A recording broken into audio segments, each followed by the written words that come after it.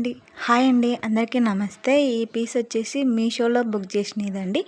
Work అయితే బాగానే ఉంది. ఫ్యాబ్రిక్ అయితే బాగలేదండి.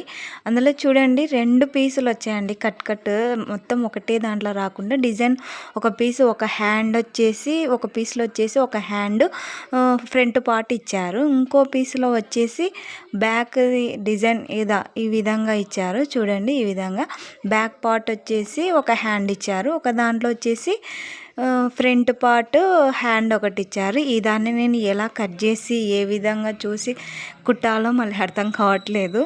చూడాలి, నేనైతే కట్ చేయాలి. ఫస్ట్ వచ్చేసి బాగా కనబడిందండి, ఆర్డర్ పెట్టారు అంట.